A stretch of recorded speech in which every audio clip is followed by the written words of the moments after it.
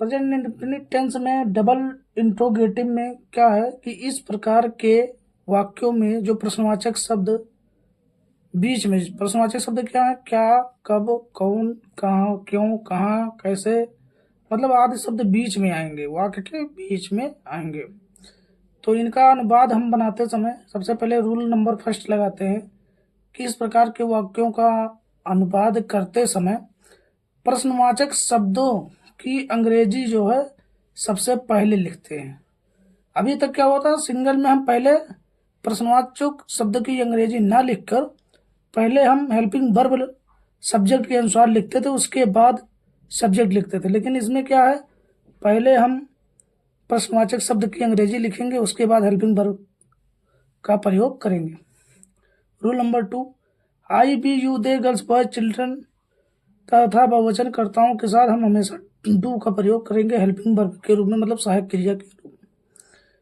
तीसरा, ही, she, it या कोई नाम आए, जैसे राम, श्याम, कुछ भी नाम आए, एक वचनकर्ता के साथ डज का प्रयोग करते हैं।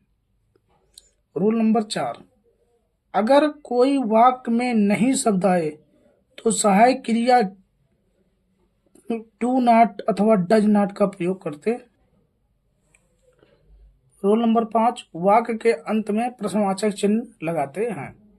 फार्मूला, सबसे पहले क्वेश्चन वर्ड लिखेंगे, उसके बाद डू, डज, हेल्पिंग वर्ब लगाएंगे, फिर सब्जेक्ट, फिर मेन वर्ब, फिर ऑब्जेक्ट, फिर अदर।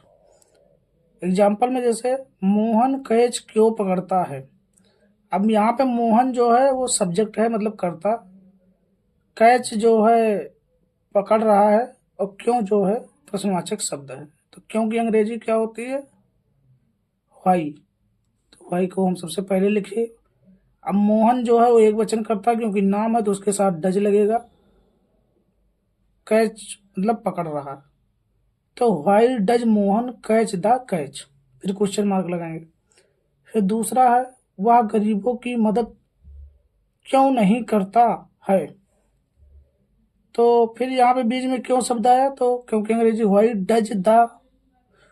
डज, वह की अंग्रेजी ही, उसके बाद नहीं आया है तो नॉट हेल्प द पुअर। मैं बाजार कहाँ जाता हूँ, अब यहाँ पे कहाँ जो है प्रश्नवाचक शब्द है, कहाँ की अंग्रेजी जो होती है वेयर होती है, जैसा कि आपको पता है। आई के साथ डू लगेगा हमेशा, क्योंकि फर्स्ट फर्स्ट बहुवचन है।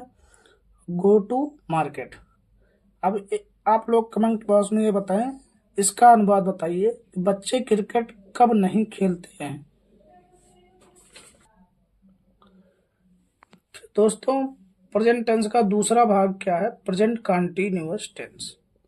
इसका डेफिनेशन होता है, इसको हम पहचानेंगे कैसे, इस प्रकार के वाक्यों के अंत में रहा है, रही है, रहे हो, रहा हूं, रही हूं आदि शब्द आते हैं तथा काम हमेशा जारी रहता है। जारी रहता है मतलब कंटिन्यू चलता रहता है। इसका अनुवाद का नियम क्या है, सबसे पहले आई के साथ हम एम का प्रयोग सहायक क्रिया के रूप में करेंगे। दूसरा रूल नंबर 2 है, you, we, they, girls, boy, children तथा बहुवचन कर्ताओं के साथ हम हमेशा आर का प्रयोग करते हैं। आई के साथ एम, बाकी जितने भी बहुवचन आएंगे उनके साथ are. Rule number 3, he, she, it तथा कोई नाम आएगा तो उसके साथ हम हेल्पिंग वर्ब इज का प्रयोग करेंगे। मुख्य क्रिया की पहली अवस्था मतलब फर्स्ट फॉर्म में हम हमेशा आईएनजी का प्रयोग करेंगे।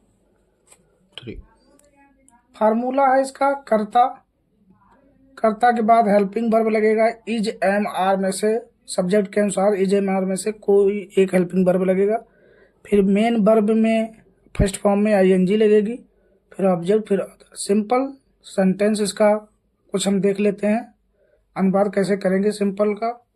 जैसे पहला है, तुम पुस्तक पढ़ रहे हो। अब यहाँ तुम सब्जेक्ट है, पढ़ना उसका मेन वर्ब है, पुस्तक उसका ऑब्जेक्ट हो गया। तो तुम की अंग्रेजी यू, यू के साथ अभी हम पीछे बताए हैं कि हमेशा आर का प्रयोग होगा। रीड जो है फर्स्ट फॉर्म है तो रीडिंग हो जाएगा, दी बुक। नंबर 2, वह नदी में तैर रहा है, तो वह की अंग्रेजी ही के साथ हेल्पिंग वर्ब हमेशा इज लगेगा। स्विम मतलब तैरना होता है, तो आईएनजी का प्रयोग होगा, स्विमिंग हो जाएगा। इन द रिवर, मोहन पतंग आकाश में उड़ा रहा है। मोहन जो है नाम है, उसके साथ इज लगेगा। उड़ाना का होता है flying, flying the kite in the sky. Last में दोस्तों एक आप सब कमेंट बॉक्स में बताएं इसका अनुवाद क्या होगा, इसका ट्रांसलेशन क्या होगा।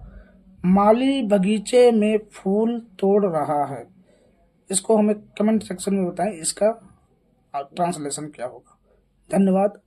हमारे यूट्यूब चैनल को सब्सक्राइब करें तथा हमें सपोर्ट करें। धन्यवाद। जय हिंद।